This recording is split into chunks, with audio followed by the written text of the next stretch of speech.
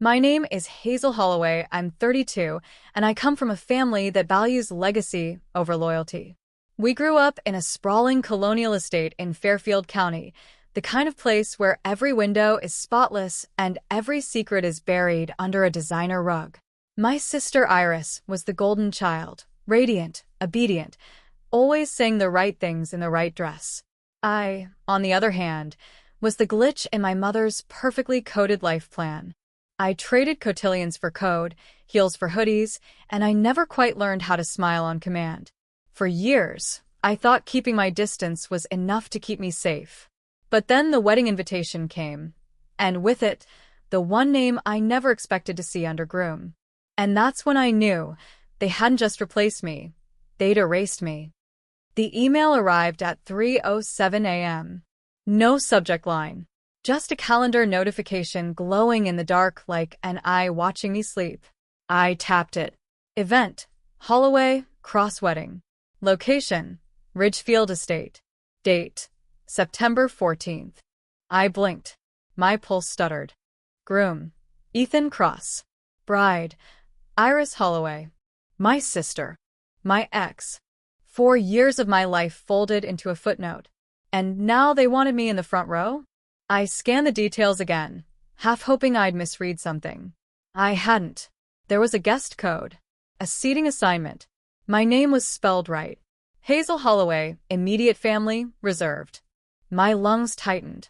I tried calling Ethan. Voicemail. I called my mother. No answer. People betray you in silence first, I whispered.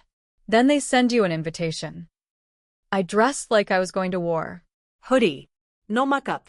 No mask. The sun was just breaking when I stepped onto the terrace. Manhattan buzzed below, oblivious. My phone vibrated again. One new message, from a blocked number. You're coming, right? Iris will be so happy to see you. I froze. No emoji. No signature.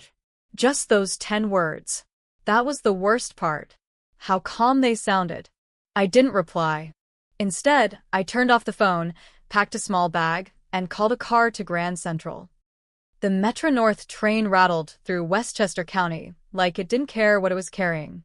I stared at the window, watching the trees blur past. Every 20 minutes, the conductor's voice cut in. Soft. Impersonal. Next stop, Stamford. Next stop, New Canaan. Next stop, hell. My childhood home was a white colonial with black shutters and a stone path that looked like it belonged in a movie. But behind the facade? Control. Expectation. Perfect hair, perfect grades, perfect obedience. My mother's voice played in my head like an old voicemail. Do you want to end up alone, Hazel? Girls like Iris build futures. Girls like you just build code. I rang the doorbell once. Waited. Diane Holloway opened the door in pearls and pressed linen, as if it were brunch, not betrayal. She smiled like nothing happened. You look tired, dear. I stepped inside. The air smelled like lemon polish and something rotting underneath. I got the invitation, I said flatly. She tilted her head. I'm glad you're here. Family needs to show support. Iris is nervous. She's marrying Ethan. My voice cracked. Diane didn't blink. She's better suited. You know that. I was with him for 4 years. You were never going to marry him. You don't have the temperament. I felt something inside me snap. Quietly. I walked past her into the living room. Framed photos lined the mantel. Me, Ethan, and Iris at a family picnic, cropped. Only Iris and Ethan remained. I found myself whispering, "You edited me out." Diane shrugged. The past is clutter. Later that night, I couldn't sleep. So I wandered the halls. Old wood creaked under my feet like bones. A light was on in the study. I pressed my ear to the door. Whispers. Documents are ready. She won't contest. She's not even on the will. The ceremony locks everything in. Once signed, it's sealed. Ceremony. Documents. My name not on the will. My breath caught. I took 2 steps back. Then 1 forward. I pushed the door open. No one inside. Just Diane's laptop open on the desk. A safe nearby. Locked. I touched it. Biometric. New model. From the company I used to work for. She'd never know how much I remembered. Behind me, a floorboard shifted. I turned. Nothing. But my skin prickled. They weren't stealing my boyfriend. They were building something. And I wasn't just uninvited. I was the liability. If they planned this without me, I needed to know what else they planned. The kettle clicked off.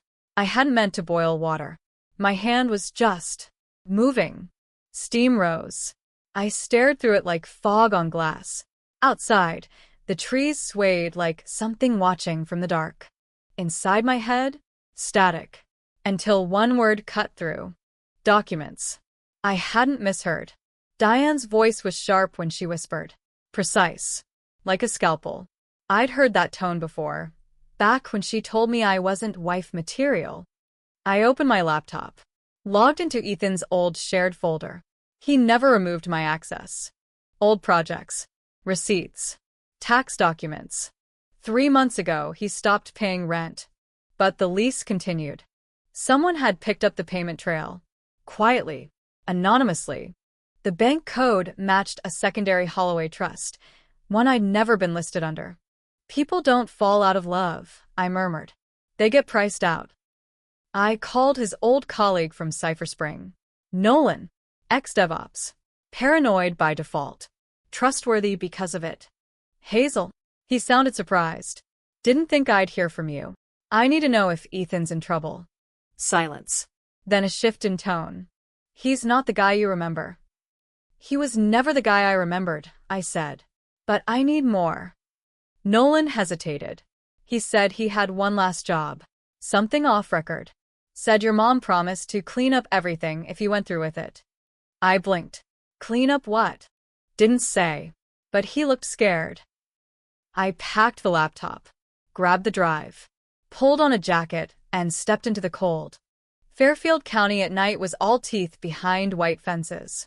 The Holloway estate sat under a low moon. Windows glowing. Curtains closed.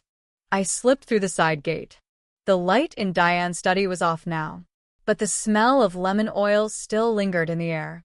I opened the safe with a duplicate biometric code, mine. She hadn't wiped me from the old logins. Inside, files. Bound.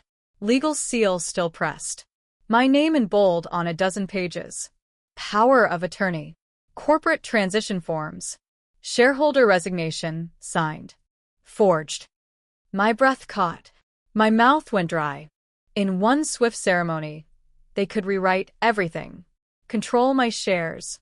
Void my voting rights. Liquidate assets. Ethan wasn't just marrying Iris. He was marrying into something. I turned, too fast.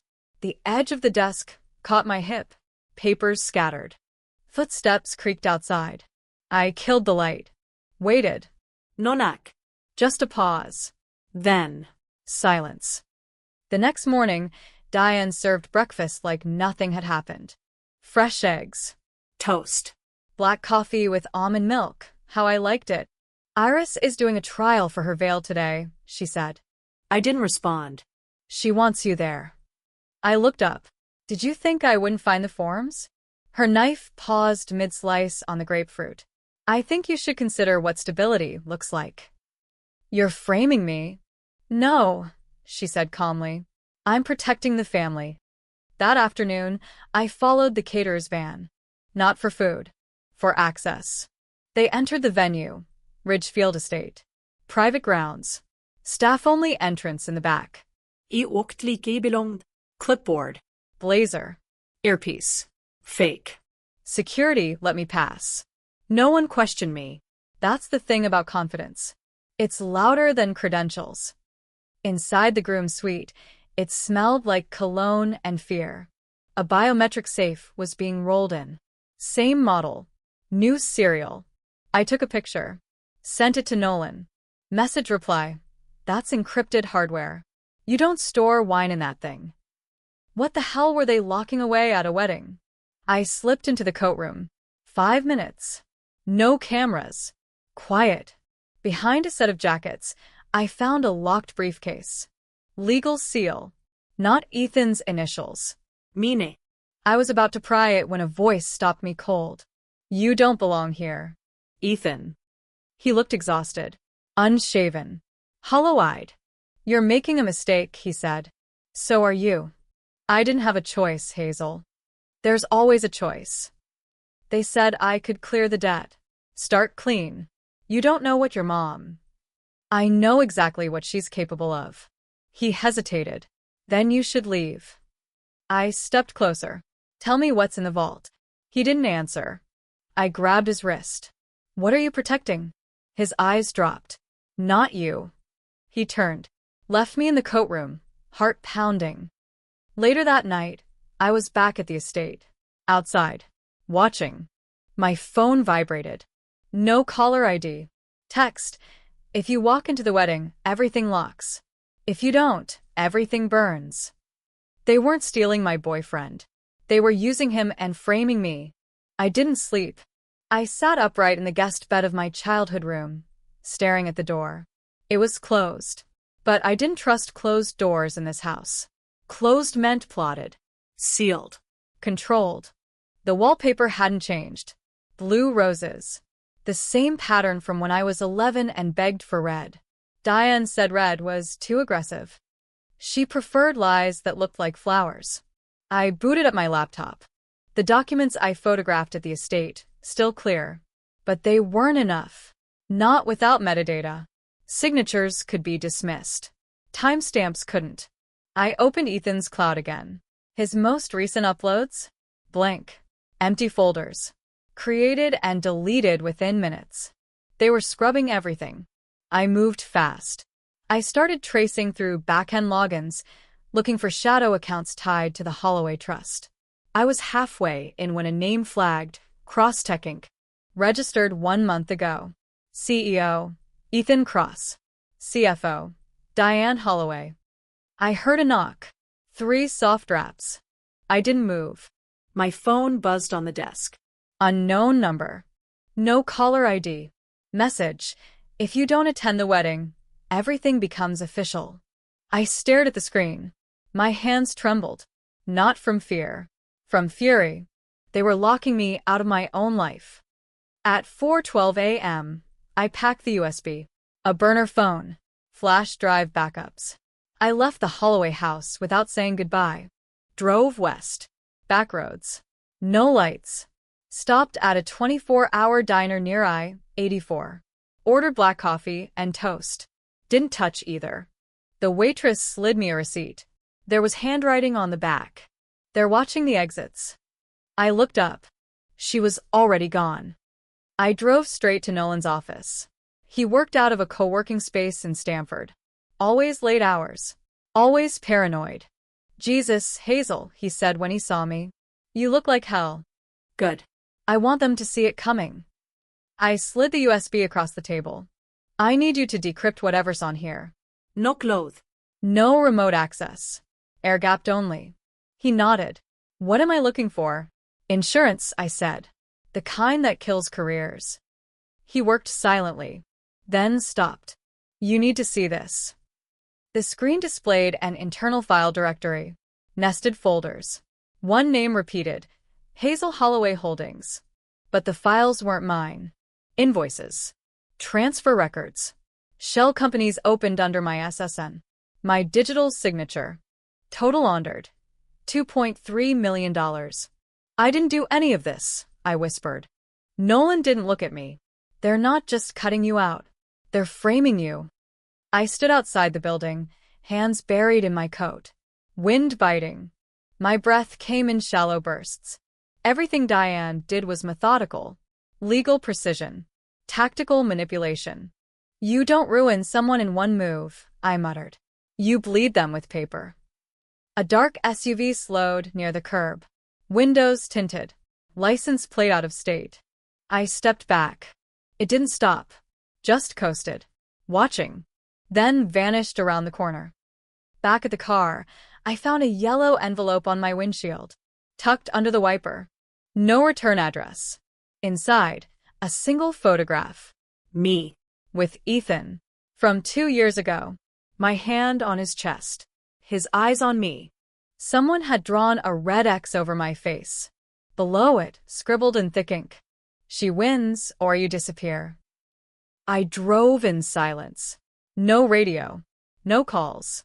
Just me and the road, and the sound of a life unraveling. When I reached the storage unit, I checked for cameras. Disabled the one above the door with a jammer. Inside, I unsealed the second backup vault. Pulled files from my old company, Cortex AI. The only place Diane couldn't touch. I uploaded 3 contracts to an encrypted drive, set to auto-send if I didn't check in every 24 hours. Not a threat. A failsafe. If they erase me, I said aloud, I'll leave a shadow. At 11:47 p.m., I called Ethan from the burner. He answered on the second ring. I told you to leave, he said. And you didn't. Pause. Then, Hazel, this isn't what you think. No, it's not, but It's exactly what I think. You let them use you. sell you. And now you're helping them burn me down. I had no choice. There's always a choice, I said. And you made yours. Click. I ended the call. 30 minutes later, headlights hit my car from behind. I checked the mirror. Same SUV. It accelerated, fast. I turned hard. Tires screamed. The vehicle swerved, clipped my rear. E-spoon. Airbags detonated. Glass. Metal. Screams that weren't mine. I tasted blood. The SUV kept going. Then brake lights. It reversed. I kicked the door open. Crawled out. Footsteps. A figure walked toward me. Not Diane. Not Ethan. Someone else. They didn't speak. Just yanked my laptop bag from the wreck. Ran. I chased. Too slow. Broken ribs slowed me. I reached the tree line, too late. They tossed the laptop into the river. I screamed. Stumbled forward. And then I saw him. Ethan. On the bank. Watching it sink. I breathed. He looked at me. Cold. Final. I warned you, he said. I chose survival. If you're burning the evidence, Ethan, then I'm the only proof left. The wedding wasn't for love. It was for signatures. I knew that now. They weren't trying to marry Ethan into the family, they were trying to bury me underneath it. I stood outside the Ridgefield estate, dressed in black like I was attending a funeral instead of a wedding. Same thing, really. One just comes with champagne. My ribs still ached from the crash. I popped 2 pills and tucked the USB backup drive into the inside lining of my coat. My lawyer would get everything if I didn't check in by noon tomorrow. Failsafe activated. I pressed the buzzer at the rear service gate. The caterer looked me over. Hesitated. I held up a fake staff badge clipped to my collar. One I'd stolen off a passed-out waiter 3 hours ago. He grunted. You're late. Better than dead, I said. He didn't laugh. Just pushed the gate open. Inside, everything reeked of lavender, candle wax, and false absolution. I moved fast. Through the back corridor, past the marble gallery, down the side wing toward the groom's suite. I paused just long enough to see Iris twirling in her gown under soft lighting. Gold lace. Diamond tiara.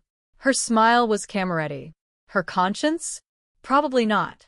2 guards rolled a biometric vault into the groom's suite. I froze. It was the same model Diane had at this estate. Cortex-grade security. Vaults designed for hard assets, not wedding gifts. No one stores flowers in a safe like that. I texted Nolan. Same vault. Groom's suite. Ita? 3 dots. Then, that's not storage. That's containment. I ducked into a side room. Low light. Walls lined with wine. Empty. Inside my jacket, I activated the signal tracer Nolan had given me. Attached it to the bottom of a champagne cart. Let it roll. Back in the hallway, I moved toward the coat room. The only spot in the building without cameras. I opened the door. Ethan was already there. He was adjusting his cufflinks like nothing was wrong. You look like hell, he said. You stole my company. You gave it up, he replied, not meeting my eyes.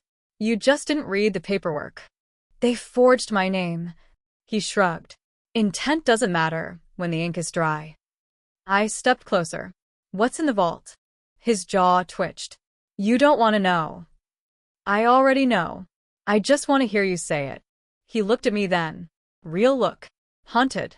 If you walk into that ballroom, Hazel, there's no coming back. I was never invited in. I moved past him. Into the coat room's second closet. Unlocked the briefcase I found earlier. Inside, 2 contracts. One listing Crosstech Incorporated as the recipient of all Holloway subsidiaries. The other, marked confidential, was a binding NDA with my signature. Forged. Again. A diamond pen rested between the folders. As I stared at it, Diane's voice echoed from behind. You always were too curious. I turned. She stood in the doorway in pearls and venom. You signed over your rights the day you left.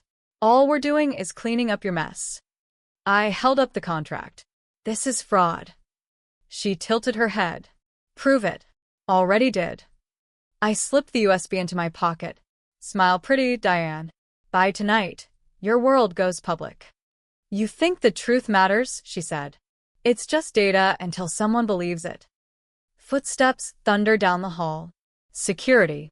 Diane didn't call for help, but she didn't have to. They were always watching. I grabbed the briefcase. Shoved past her. Ran. Cameras swiveled. I heard someone shout, "Stop her!" I sprinted through the East Hall, cut left by the ballroom entrance. Guest turned. Iris gasped. Flashbulbs popped. I kept going. Through the garden doors. Onto the gravel drive. Into the woods. Branches scratched. Blood bloomed along my cheek. But I didn't stop. My breath tore in and out of my chest. One sentence repeating in my head. Someone in this room is going to jail tonight, and it's not going to be me. I ran until my lungs gave out. Blood soaked through my sleeve. Tree branches clawed at my face. But I didn't stop until I was out of sight. Out of reach. Then I hit the emergency call. Nolan picked up. Talk fast. I have one shot. The USB is still intact. But they know I have it. Where are you? Near the rail tracks. 2 miles west of Ridgefield. Can you get here? He swore under his breath. Stay hidden. I'm en route. Click. I crouched behind a utility shed, watching headlights glide past the trees. My hand tightened around the flash drive in my coat. The weight of it was bigger than plastic. It was proof. And proof changes everything. Nolan showed up in an old Prius. Untraceable. License plate duct-taped. He handed me a burner laptop. Air-gapped. No Wi-Fi. We're going dark. Inside the back seat, I inserted the drive. The fan hummed like a heartbeat. First folder opened. Images. Scanned documents. Internal emails. My name appeared again and again. On fraudulent contracts. Offshore transfers. Loan applications with forged signatures. Some tied to Crosstech. Others to shell entities. One listed a Cayman Islands account opened under my name using a fake Delaware address. Nolan leaned over my shoulder. They're not just stealing your company. They're laundering money through you. They're burning me to stay clean. He tapped another folder. Encrypted.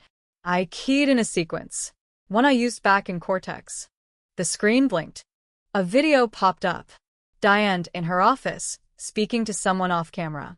After the wedding, everything's transferred. Ethan signs the transition doc as witness. Hazel will be listed as mentally unfit. File the report the next day. Pause. Rewind. Mentally unfit. My stomach flipped. They're planning a conservatorship, I said, barely breathing. After the wedding, Nolan muttered, you wouldn't just lose the company. You'd lose legal autonomy. I felt cold. Hollow. A lie told with enough certainty becomes law. I sent the full data dump to a reporter I trusted from MIT, Ava Lang. She owed me a favor. I attached a single message. Run this. Protect the source. Then I hit send. My phone buzzed 30 seconds later. Unknown number. Again. Voice distorted. You've made yourself a target. Not the first time, I whispered. You're the leak. You're the problem. Click. 10 minutes later, the signal tracer I planted pinged. The champagne cart had moved. GPS showed it inside a new location. Ballroom, I said. Nolan nodded. If they moved the vault, they're prepping the final papers. The signature event. They're tying the knot, I said, and cutting the noose. I got back into my car. Made a call. To Ethan. He answered with a whisper. Why? Because you owe me, I said. You don't walk away clean if I burn. He sighed. You think I'm safe? I'm just quieter in the fire. I sent the data. It goes public in an hour. He was silent. They'll hang you too, I added. Unless you flip first. What do you want? A location. Where's the final signing happening? Silence. Then, Diane moved it. She's using the public ballroom. Right after the ceremony. Of course she was. Nothing says dominance like betrayal in plain sight. I changed clothes in Nolan's car. Black suit. No heels. Flat boots for speed. No weapons, he warned. I am the weapon, I said. We pulled up to the estate's rear lot. Music thumped from the ballroom. I slipped through the back corridor. Past the kitchen. Security was doubled, but distracted. The signature vault was near the DJ booth, disguised as an AV console. I moved fast. Plugged in Nolan's bypass. The LED blinked. Unlocking. 30 seconds. I counted every one. Iris stepped onto the stage, veil trailing behind her. The crowd rose. Diane smiled from the front row. I keyed in the last sequence. The vault hissed open. Inside, contracts, shares, gold USB drives, one leather folder with my name on it. I pulled it out, took the main drive, shoved it in my coat, and turned. Someone blocked the exit. Ethan. You said you were out, I said. He looked down. Elite. Of course he did. Did you love me? I asked. He didn't answer. He just stepped aside. I walked past. Sometimes survival means burning the bridge and watching who follows. I made it to the parking lot. Turned the keys. A tire popped. Sabotaged. A van pulled in, headlights blinding. I ran. Behind me, shouting. Footsteps. Then, a gunshot cracked the air. Concrete burst beside my heel. I ducked behind a pillar. Phone in my hand. One click from broadcasting the files live. You don't walk out with that drive. A voice growled from the dark. You're right, I said. I run. And I did. Toward the only exit not guarded. Toward the river. If I had to choose between drowning in their story or writing my own, I'd rather swim with the truth than sink in a lie. Cold water hit like a fist. I went under. Fast. The river swallowed sound first, then light. My coat dragged me down, heavy with everything I was carrying. Evidence, rage, years of silence. I kicked, tore free, broke the surface coughing. Headlights flared on the bank. Shouts. Then sirens. Real ones this time. Red. Blue. Cutting through the dark like a verdict. I dragged myself onto the rocks and didn't run. I stood there, soaked and shaking, holding the drive above my head like a flare. Over here, I yelled. I have mandatory disclosures for financial crimes in Fairfield County. The words tasted strange. Clean. Legal. Cops rushed in. Guns up. Orders barked. Hands raised. Drive surrendered. Cuffs clicked. For a second, I wondered if this was how it ended. Then I saw Diane. She stood at the edge of the crowd, pearls still perfect, eyes sharp with calculation. She looked at me the way she always had, not with anger, but disappointment. As if I'd failed an audition. One officer stepped toward her. Another toward Iris. A third toward Ethan, who hadn't run far enough. When the cuffs closed around Diane's wrists, she finally spoke. This is a misunderstanding. The officer didn't blink. Ma'am, you're being detained for conspiracy, wire fraud, identity theft, and attempted coercive control. I exhaled. Hard. People say power is loud. They're wrong. Real power is quiet. It waits until the paperwork is airtight. The next 48 hours blurred. Interviews. Statements. Forensic accounting teams tearing through Holloway trust records like vultures with calculators. Nolan sat beside me through most of it, calm as ever. "You did the right thing," he said at one point. I laughed. "I did the only thing." They released me pending further investigation. No charges. Not against me. The evidence spoke too clearly. By the time the sun came up on day 3, the story was everywhere. Local heiress arrested in wedding day, financial scandal. Corporate shells, forged signatures, family betrayal. The wedding photos never ran. Just Diane in handcuffs. Iris crying. Ethan looking small. Funny how the truth resizes people. Ava called me that night. "We ran everything," she said. "And Hazel? You didn't just expose your mother. You exposed a network." I closed my eyes. Then it was worth it. People are going to ask how you missed it for so long. "I didn't miss it," I said. "I survived it." Weeks later, I returned to the estate one last time. Not to reclaim anything, just to finish something. The house was empty. Quiet. Stripped of art and arrogance. I stood in Diane's study. The safe was gone. The desk bare. I placed one object on it. The diamond pen from the contract folder. Then I walked away. Some legacies deserve to end without witnesses. I moved back to the city. Smaller apartment. Higher floor. Fewer ghosts. The board reinstated my shares. Cortex issued a public apology. I declined the press tour. I learned something important in the aftermath. Justice isn't loud. Healing isn't linear. And family? Family is what you build when you stop begging to be chosen. One night, Nolan and I sat on my fire escape, watching the city breathe. "You ever regret it?" he asked. "No," I said. "I regret staying quiet." He nodded. "Silence is expensive. So is loyalty to the wrong people." I never spoke to Ethan again. He testified, took a plea, vanished into the margins. Iris sent one email. No apology. Just confusion. I didn't know how far she'd go. I didn't reply. There's a difference between ignorance and convenience. One is forgivable. The other is chosen. Months later, I stood by the river again. Same stretch. Different weather. I dropped my old burner phone into the water and watched it disappear. Someone once told me the truth doesn't need revenge. It just needs daylight. They were right. I thought about the girl I'd been. The one who tried to earn love by shrinking, by complying, by staying invisible. She didn't fail. She survived long enough to become dangerous. And that's the part they never planned for. My mother built an empire on control. I tore it down with truth. And for the first time in my life, I walked forward without looking over my shoulder. No one was watching anymore, because there was nothing left to hide.